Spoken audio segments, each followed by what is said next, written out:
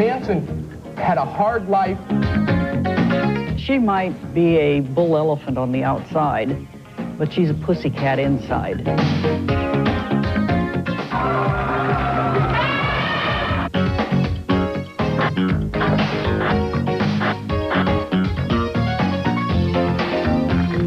Yes, indeed. From Los Angeles, right down the street from the Brad Tar Pits. It's the E! Entertainment television service bringing you another award-winning edition of Talk Soup for all you presidents watching out there today. Happy President's Day. Boy, can you believe it, Mark? A week from tonight, the debut of Later on NBC. Very exciting, isn't it? Oh, they have charms. Or chimes, if you prefer. Hope you'll tune in. Again, that starts the 28th. We're debuting with that. And I hate to keep harping on this, but we do need to fill up the audience of 35,000 who watch every night. So if you need tickets, we'll tell you how to get those a little bit later. Believe it or not, also, one last quick note before roaring into the program. No Mo. Mo, as it turns out. Mo Gaffney last week is... I guess finished, so we're not going to be carrying clips of her show anymore, which bums me out a little bit because there was, quite frankly, some very interesting material that we had to deal with here Monday through Friday on this program coming from our friend Mo Gaffney, located in the New York area. So, what's that little beep? What is that beep? Oh, your watch. Coming up, one of the loudest snores ever recorded on video. You'll see it here. You'll hear about it on other networks. You'll see it here. Some plastic surgery success stories, if there are such a thing, and surely, believe it or not, get sentimental thinking about Gene Simmons' tongue a little bit later on, so... yeah. First up, though, for a while, Kim had Ricky Lake's audience in the palm of her hand. She told them how her ex-fiancé, Saku, had betrayed her by getting engaged to another woman and by getting still another woman pregnant. And while telling these stories, she seemed sedate and calm and in control, relaxed, just facing the facts as someone in this position would have to do. But her disposition took an abrupt turn for the hysterical when Saku accused her of cheating on him first. In fact, this sounds a little volatile. While we're watching this, we probably should crank up the Supergraph. Let's take a look. Let me get into my side of the story, okay? Okay, Kim. Okay. First of all, I wouldn't call it cheating because Sekou asked me who did I want, okay? And plain and simple, I told him. He forgave me through all that, Ricky, okay? We got back together, Ricky, okay? And we stayed together for a whole year, Sekou.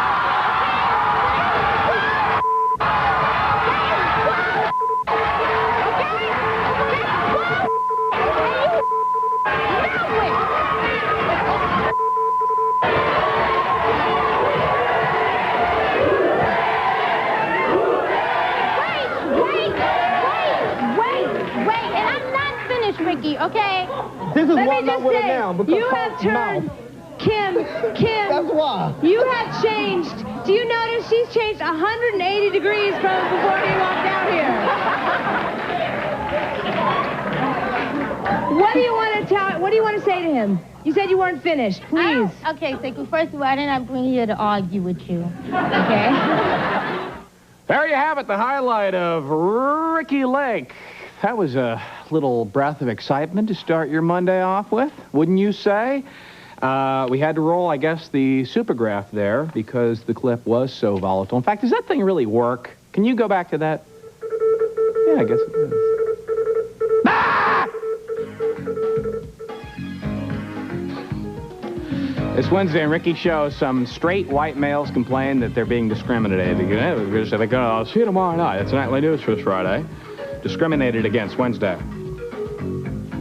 Guess it really does.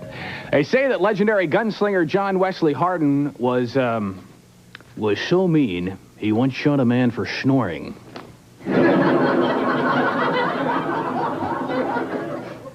Steve is lucky his wife Lynette is more even-tempered. Otherwise, he'd be dead and gone long, long, long ago. You see, Steve suffers from a chronic sleeping disorder that causes him to snore at, no kidding, a volume approaching 89 decibels, we're told. You can imagine a DC-10 flying over your bed. That is the sound that this man makes, and we've got the video to prove it. We, again, will be losing Mo Gaffney at the end of this week, so savor these moments. Take a look. How bad was his snoring? It's almost like living and sleeping next to a freight train. Every once in a while, it would pretend to come into a station, and you'd kind of doze off, and then it would start up again, and oh, it was terrible. It was? And what would you do as the person that had to hear Roll it? him over a lot, smack him every once in a while. Occasionally sleep on the couch or make him, you know. Right, right. Now, what really bothered you was his sleep apnea? Sleep apnea. What was that like? That's a condition where you actually stop breathing, and he developed this condition recently, within the last couple of years, and it progressively got worse. And actually, he would stop breathing. The best way to describe it, and he never saw himself do it, but he would go, and he would do that over and over and over again until he would finally breathe. Oh my God! It's terrible. It's stupid. You know, you're sitting there. Yeah, you'd get to the point where you would either, you know, breathe or die. I don't care which, but do one of them. There you have it, the highlight of Mo Gaffney there. You know, maybe Lynette possibly could be overreacting just slightly. I mean, if you think about it, I mean, you know, how bad could it be, really? Oh my God.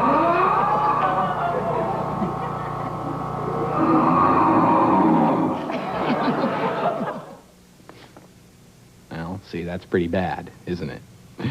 That is the Stevester there on Mo. Actually, he does have the serious chronic sleeping, snoring disorder, and subsequently his doctors have given him a oxygen mask that he puts on every night when he goes to bed that allows him to actually breathe freely.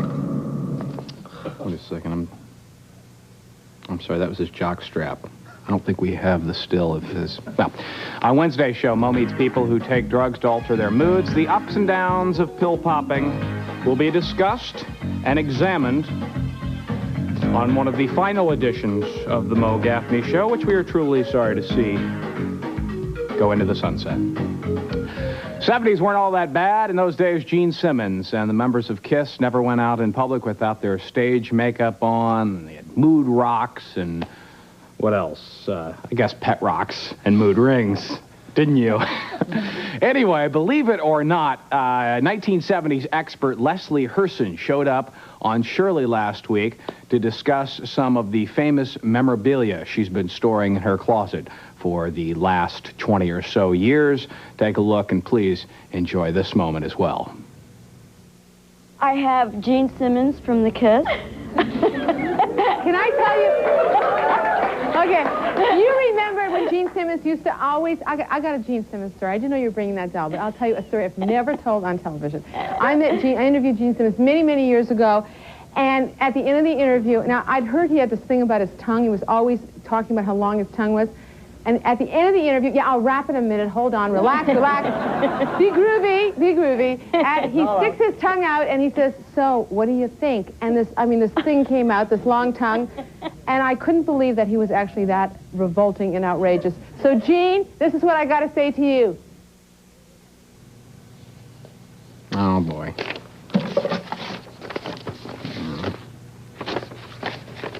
That's Shirley there. What do we have? Oh, yeah. Later, she kissed Barry Williams. Can I do something that I always wanted to do, but I figured you never knew because I was so... Uh-oh. Go.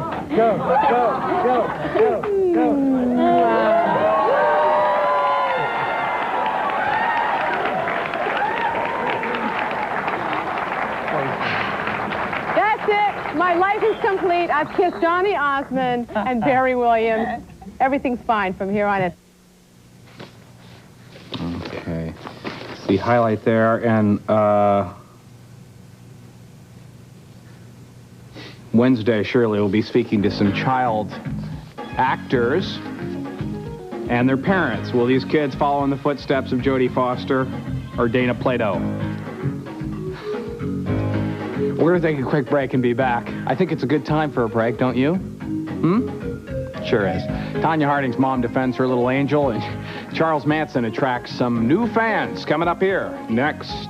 I'd like to know why you look up to him. Well, is it the latter or the former?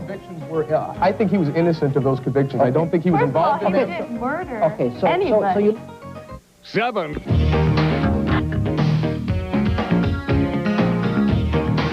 As exciting as E! News Daily becoming a 2-anchor program, this is Talk Soup. I know at least one person who's totally convinced Tanya Harding is innocent. Her name is Sandy Golden, and you guessed it, didn't you? She's Tanya's mom. Friday, Sandy spoke with Montel Williams on a show that actually got some national attention. When asked about the attack on Nancy Kerrigan, she, of course, steadfastly defended her little girl. Take a look at this highlight. Do you think your daughter could have done this? No way. Why? No. She might be a bull elephant on the outside, but she's a pussycat inside. A pussycat that would take a baseball bat to a woman No. in the street? No. She couldn't hurt a fly. She couldn't. I don't believe so. What do you think about this whole issue of her being able to skate right now in the Olympics? She is headed that way. She's there now. She will be there. By the time this airs, she will already be there in Lillehammer, and she'll be skating. Do you think she has a right to skate knowing that she could possibly have been involved in the whole plot? I believe she should skate knowing that she wasn't involved in it. Knowing that she wasn't involved. How do you know that she wasn't involved? She couldn't have done that. But She just wasn't raised. She never had a mean bone in her body. Her mom went on to say that if she did have a mean bone in her body, she'd simply hire someone to break it in two with a crowbar. Sandy became rather emotional, actually, later in the program, and she fainted, apparently, had to be taken out of the studio and taken to a local hospital. She's doing fine. She's recovered, and everyone's going to be okay. Wednesday on Montel's show, what's it like to go out dancing with Elvis? Meet celebrity impersonators who are also paid escorts. That will be Wednesday. One of those swastikas carved in the forehead is a bold fashion statement, to say the least. Not for everybody, but these next guests from the Bertice Berry Show might want to break out the penknives and give it a try. After all, they all claim, that they're followers of imprisoned murderer Charles Manson.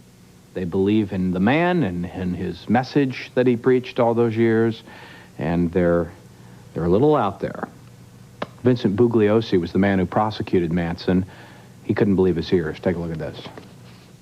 Manson was convicted of 9 murders. Now, do you look up to him because you think it's perfectly okay to do what he did, or because... Wait a while, or I haven't finished the question.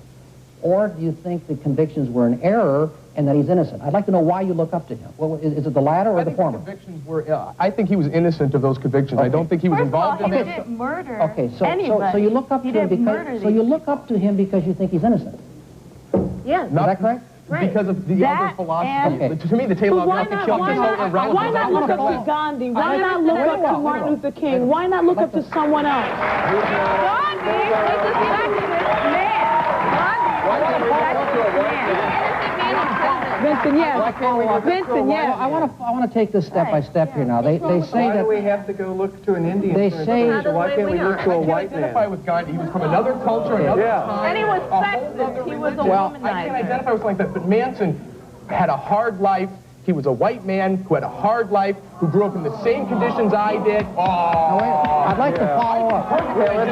Let's see. He got 45 years and he got a lot of BS. He got treated like crap from his family, from school. He spent 75% of his life. So you identify with them? Yes.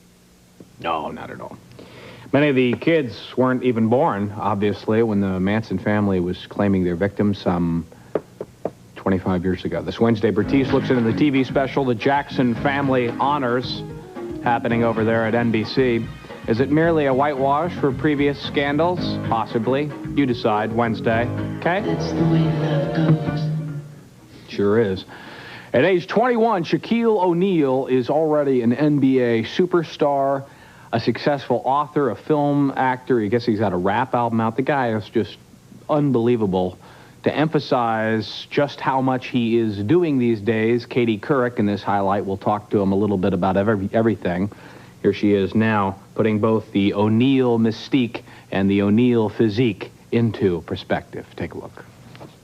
What did you think of being in the movies? Is it something you'd like to do again, or was this sort of a one-shot, pardon the expression, deal? I would like to do Terminator 3 next, against Arnold. Seriously? Yeah, I'm serious. Really? Yeah. Are you going to approach him about that? I don't know. I mean, Get your agent to give Arnold a call? I said it 100 times, so if he doesn't hear, he must not be watching TV. That's right. Or he must not be interested, but maybe he will be. You never know. Shaquille O'Neal, thanks so much for coming in. The movie is called Blue Chips. And before we go, just so people can get a true perspective of your size, we're going to just stand up and throw to the commercial standing up. So, does your mic, I don't think your mic does that, stretches that far. Here, hold on. Okay. There you have it. My goodness, he is a tall gentleman, to say the least. You know, Katie may have appeared not like Heidi Height there herself, but as it turns out, when she puts on her black leather stiletto heels, look out, Shaq, because what you got there is, you got some height, don't you? On the Today Show Wednesday, Roseanne Arnold will be talking about her popular TV show and her new autobiography. It's called My Lives. We'll take a quick break. In a moment, Dustin Hoffman talks about signing one of his fans. Plus, where did that extra flesh from Elaine's nose job go? Well, I don't know, but we'll try and answer that after these words.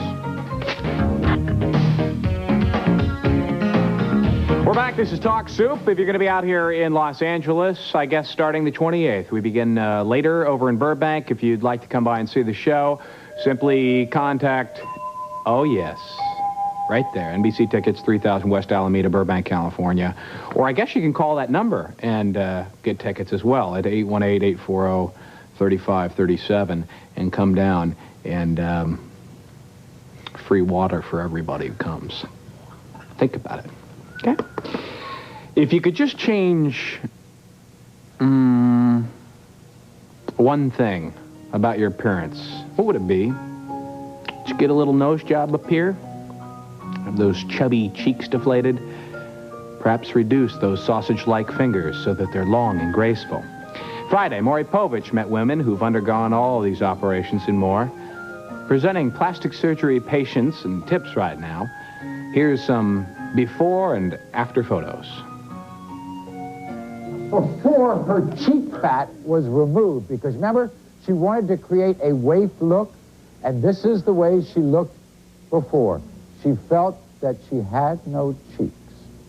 Now, would you please turn around and show everyone what you look like now? All right. There you go. And there's kind of a half smile. Why don't you sit down now? Elaine, before her nose job and her breast implants, this is what you, wow. Leave it to our cameraman. What can I tell you? Lord knows where they have been. Okay, now you can really give them a picture, Elaine. Turn around and show everybody what you like.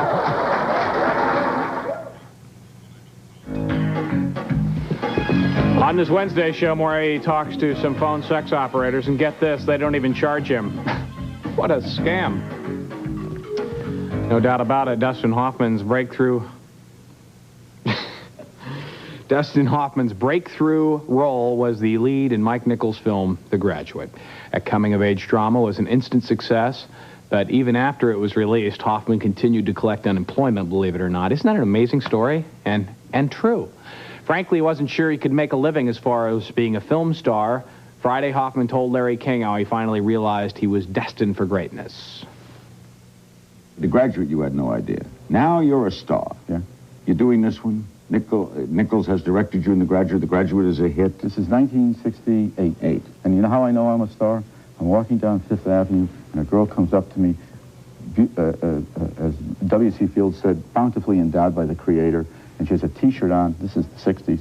And she says, she recognizes me. She gives me a pen. She lifts up her T-shirt. She doesn't have a bra. She says, would you sign me? You made it. Yes, that was... Did you sign? Yes. We'll be back with Dustin Hoffman, Midnight Cowboy. It's 25 years old. They re-released it. We'll talk about that and more. I didn't dot the I. Oh. Sorry. Highlight of Larry King Live, Dustin Hoffman there this Wednesday on Larry. Grammy winner Gloria Estefan will be providing a preview of this year's Grammy ceremony. We'll take a break and be back with an exotic dancer who's got a body that's just made for radio next.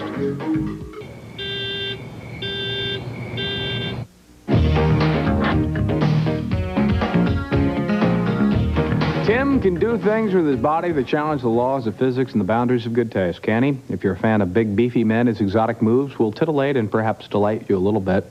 Stand back now and take a look at this highlight from the Richard Day Show.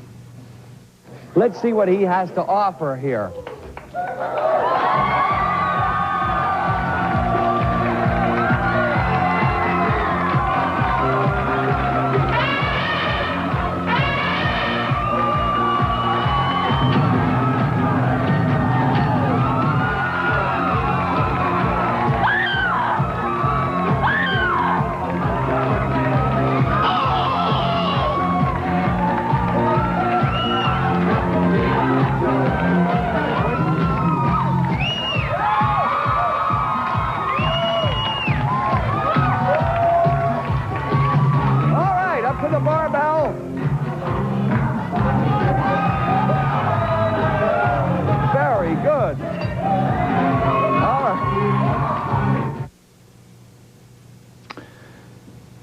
Richard went on to talk to Tim about the socio-economic changes taking place in the Baltic states as well as third world countries. On this Wednesday show, Richard will be inviting guests to dump their lovers on national television. What a wonderful public service. That's going to do it for this Talk Soup, everybody. I'm Greg Kinnear. We'll see you back here tomorrow.